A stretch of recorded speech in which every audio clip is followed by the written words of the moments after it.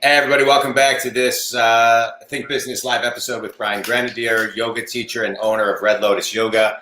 Brian, I'm looking forward to talking with you today well, first of all, it's good to see you. It's been 16 years since we were in a networking group and saw each other. So good to connect with you. You too. I'm looking forward to talking with you today because there just seems to be, over the summer months, everybody with COVID seemed to kind of get some, no pun intended, breath of fresh air outside. We have daylight savings day around the corner. We have election around the corner. We have a lot of stress. We have third and fourth waves they're talking about.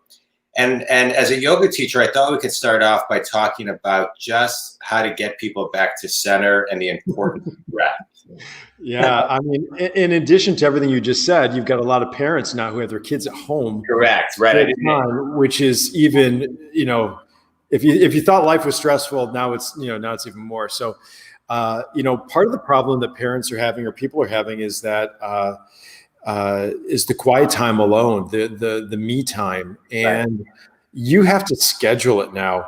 I'm sure you've talked to people about using things that are smart, simple, measurable, accountable, relevant, and timely. Right. And I've said to people for years now, like on Sunday evening, schedule your me time out. Like it's from this time to this time, make sure you've got coverage, make sure you're accountable to somebody. Maybe even, if it's a walk, if it's a yoga class, if it's a meditation time, maybe make sure you have a partner to do that with so that you're accountable to somebody, and get it done now because it's not going to happen by accident. Yeah. And you have to really take this as part of your health maintenance now. One of the big things people are looking at right now is, I don't want to get sick. I don't want to get COVID. Well, then you have to keep your immune system strong so that if you get it, it's not bad. Right. And part of keeping your immune system strong is simply a good mental attitude, a good physical attitude, and regular time to take care of yourself. And we can so easily busy ourselves up and not take that time because we think, well, everything else is so much more important. And you can look at the things you did and say, look, I've accomplished this and it's done. But when you come to self-care, you don't really have anything to look at other than, well, yeah, I feel a little bit better, but then you get hit with all the stresses. And it's really important to really make those scheduled things just like you would a doctor's appointment or something else. Yeah. So let's talk about that. So now someone schedules me time. What are they supposed to do? You go on vacation, it takes a day or two just to unwind, to kind of, get into the vacation. Right. And now we're talking minutes before we need to get back to whether it's our kids who are being home for school, whether it's taking them to 2 hours of school and back. I mean, we're really looking at slivers of time right now. I agree with you, by the way. I recommend as a business coach the same things to my clients. But as somebody who really specializes in the power of breath, what do you do during these times? And what type of breathing exercises can somebody actually do even when they're driving a car? Great question. So a lot of times people think, well, I don't have an hour for me time. Do you have 15 minutes? Do you have 5 minutes? Do you have some little sliver of time that you can fit in for yourself that's a regularly scheduled thing? Because the consistency is going to be the most important thing, doing it over and over again. And people ask me all the time, well, which yoga studio should I go to? Which meditation should I do? Which whatever should I do? And my answer is always the same thing. The one you're going to do, the one that appeals to you, that you're going to do consistently. It's not so much about like, oh, well, this breath meditation is the one that you should do because it's going to impact you. It may impact you, it may not impact you. If it does impact you, though, that's the one you want to do. So there are some very basic things you could do even while driving in the car. And it's just a breath counting meditation. It's inhaling for a count of maybe 1, 3, or 4. So inhaling 1, 2, 3, pause. Exhaling 1, 2, 3, pause. And if you want to give it a little bit of yogic oomph or something, you do something called Ujjayi pranayama breathing. Big fancy name for do this. Inhale through the nose and then go. When you go ha, the throat muscles restrict. So keep your throat muscles restricted while you're doing that. Inhaling 1, 2, 3, 4. Exhaling 1, 2, 3, 4. And the breath will have sound. And it sounds like this. It's just.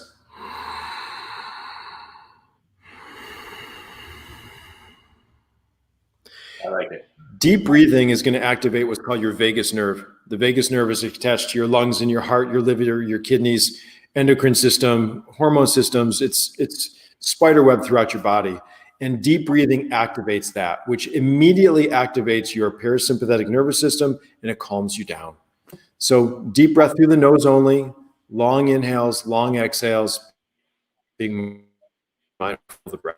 That's like the simplest thing you could do in just a moment. Yeah. I used to tell doctors, I've coached a few people too, and I would tell dentists and doctors, do it before you go and see your patient for like 30 seconds, a minute, just to kind of center yourself so you can really see your patient, because medical professionals have 15 minutes that they're paid for with insurance, and that's all they can spend with somebody sometimes.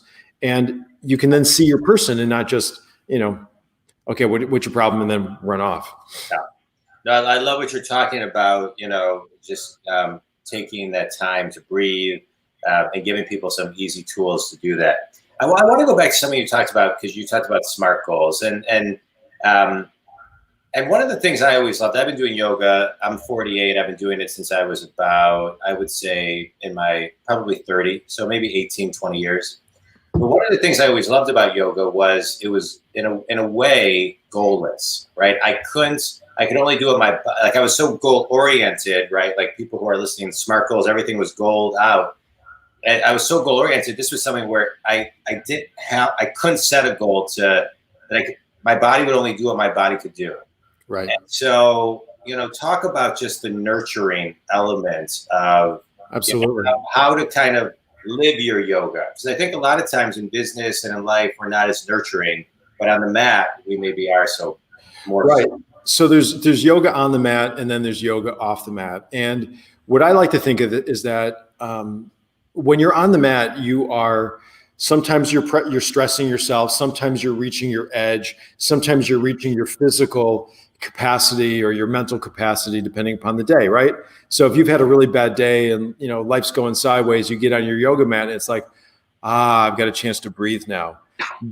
There's so many parts of this. So one part is you go into a yoga room and you can let go of your life for a while. Your phone isn't with you, your computer, the things that pull at you are no longer there, and you've got this time for yourself. Yeah. The second part of the physical is a yoga practice, in my opinion, should be like going for a walk, and you don't have to be back at a certain time, and you don't have anybody with you, and you're just enjoying the way things are at the moment, right? You're not sitting there judging, going, wow, that's a really unhappy looking tree, or, you're just in the poses, you're in the body, you're in the moment without judgment. And we don't give ourselves that time in this world, right? Everything is got to be done in a certain period of time. You've got to have a certain goal set. You have to achieve whatever. Yoga is not about that. It's about the letting go process. So my feeling is that when you're on your mat and you're reaching those letting go points, you then start to realize that you can do that off the mat. And often when we achieve our goals, it's not because you're grunting harder and pushing more. It's because you're letting go of the process, letting go of the ultimate end goal. And sometimes that goal just comes right to us so much faster. Yeah. And we don't think like that in America. And we certainly don't think like that in our culture. And so, it's kind of like you've got a word on the tip of your tongue and you're thinking really hard on it and it doesn't come. And as soon as you let go, the brain frees up and the information comes forth. Or the you're in the shower and the creative idea comes up. Or you're doing something completely mindful and the brilliant notion comes to fruition or something. And it's not because you worked harder at it. It was about the letting go process. And I think on the mat, that's a really important thing to learn, because when you can do it in the body, well, then we can often do it off the mat. Yeah. But it's the habituation of doing it over and over again. That's the key. A consistent, regular practice. Like if you want to, be a marathon runner, you don't just get up and run a marathon. You got to practice for a long time to get to that high level. To do yoga well or to take care of yourself well, it's a consistent practice over a period of time. Yeah. Just twice a week, that's something. Yeah, I love what you're talking about. So, for those people who love going to a studio, and now with COVID, some people will, some people won't, some people feel safe, some people don't. What can people do, A, for home yoga, and B, what are yoga studios even doing now to keep people feeling safe? Well, so if you're a yoga studio owner or even a fitness owner and you think that you're not an online business, as far as I'm concerned, you're already out of business. Yeah. Well, that would actually be my next question to you. So I'm glad you brought it up. Yeah. You've missed your industry. Right. You've missed the boat. You have to be an online business. One classes a week and every one of them is Zoomed. So you can, if you're like, I'm comfortable coming in live, you come in live. If you're like, I'm comfortable being at home, you do it from home. You want to do it in your backyard on the deck, do it in your backyard on the deck. But like anything else, yoga is not the way it used to be. The old normal is gone. And we have to adapt. It's sort of like, okay, this isn't exactly the way I want it to be, but this is the way it is. Yeah. My favorite teacher has a phrase. It's like this now. It's like this now. And we don't know if we're coming back to a new normal or the old normal or whatever. So embrace what you have now. There's so many people that got catatonic and just like, I'm not doing anything and I'm going to eat my way through COVID, and they're miserable and they're sick. And even if it's not the way you want it to be or the way you had it in the past, figure out how to give yourself something now and make it work. And I know this sounds crappy, but stop whining. Yeah. You know? Like this is how it is. Step up and use your wisdom, not you, but I'm saying in general. No. I listen, we can all use that in different elements of our life, right? I mean, it's looking for the gratitude within things, not, wishing things were the way they were. And so, that actually is what I'd like to talk to you about next is just the practice of gratitude in general. Yeah. It can be challenging for some, very challenging for others who have lost ones, who have family members who are very ill from COVID, or just life in general, and not being able to. I know my father-in-law isn't able to hug his grandkids or us, but his grandkids more importantly. It's a struggle, but you got to count your blessings. We can at least see each other. Yeah. And so how do you recommend to your students, Brian, about how to keep gratitude in the stream of things? Well, I have a gratitude practice that I do every day. And part of this is with my wife and I, and part of this is just for my life in general. But when we lay down to go to bed, I thank her for three things. I'm grateful for three things she did that day. And then she tells me three things she's grateful for me. I mean, if you think about it, our most dear relationships, when they're intact and steady, we tend to be a little bit happier. And so, thank you for, it could be something simple, like thank you for shopping today. Thank you for making dinner. Thank you for whatever. And then she'll thank me for three things. In the morning, before I get out of bed, I think of three things I'm grateful for myself. Yeah. And in my yoga practices, before we get out of Shavasana or just after Shavasana, usually I say to the people, think of a few things you're grateful for right now. You have a body that worked. You have the technology to connect to this. You have the freedom of time to do this. You have the freedom of money to do this. If you do some comparative shopping around the world, we're not out searching for, water and firewood and hope we get our one meal in at the end of the day. Yeah. We're pretty lucky in regard to that. And, stuck in our homes and stuck without the normal things we have around us, we can feel pretty lousy about ourselves and life. But, anybody watching this, wow, you've got internet. You probably have a smartphone or a computer. You can read, you have the ability to read the line underneath, which means that you're educated. There's a lot of the world that can't do that right now. Yeah. So and for us, it's just common, but we don't remember that. Yeah. So I have an actual practice that I do regularly. And the other suggestion I've given for people is, somebody who's really, really stuck is 3 times a day, write down in a little book what you're grateful for. Once in the morning, once at noon, once at night, and just start to see how you will begin to look for things in your life for which you can be grateful. Yeah. And make it a real practice. Like, this is just like brushing my teeth. This is what I do. Yeah, I love that. I have a gratitude journal, and I wish I could say I do it every day, but I do it most days. Yeah. Sometimes the weekends get away with me, and I'm out of my kind of normal, rituals, but Sure. it does make a difference to just kind of cause you to pause. I want to talk about you, the business owner, for a minute. When we met many years ago, we were in a networking group together. You owned the Century 21. I think you owned it, or ran it, or owned it. Yeah. No, I was just an agent there, but I was one of the You're an agent, okay. one of the top agents there. Yeah.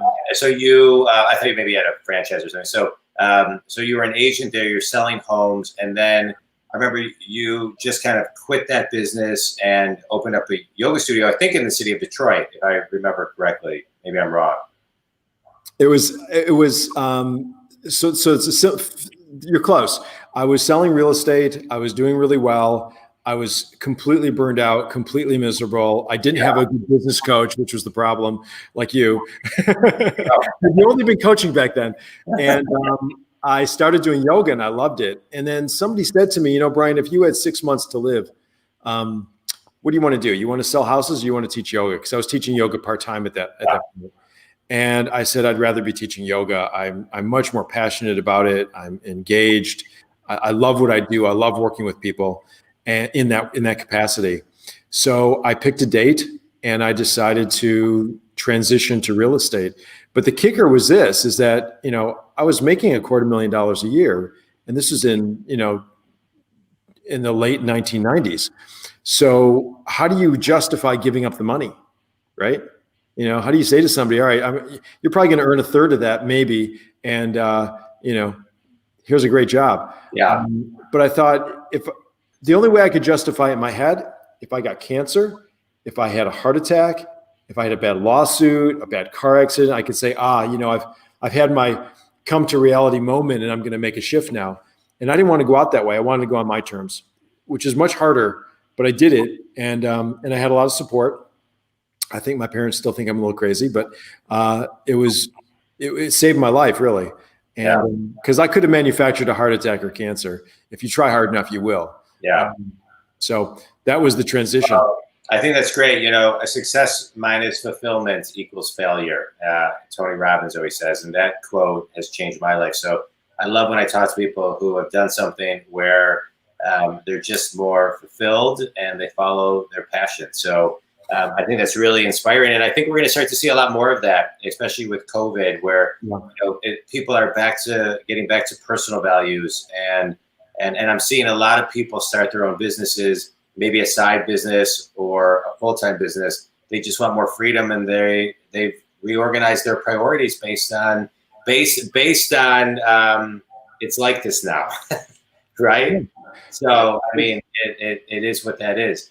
All right, Brian. So let's talk real quickly before we move into a quick speed round. The person who's never done yoga, why try it? Why try it? Most of the things we do have a body connection. Yoga traditionally has a mind-body connection.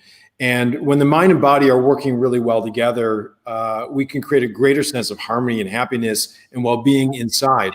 Also, a more traditional yoga practice is going to have some meditation involved. And so it's not just going to be, come in, get your workout in and leave. There's going to be a theme, or there's going to be some meditative qualities to it to help you. When you leave a yoga studio, you can leave an hour older or you can leave an hour wiser. And I like to think that that's what you get with us anyway.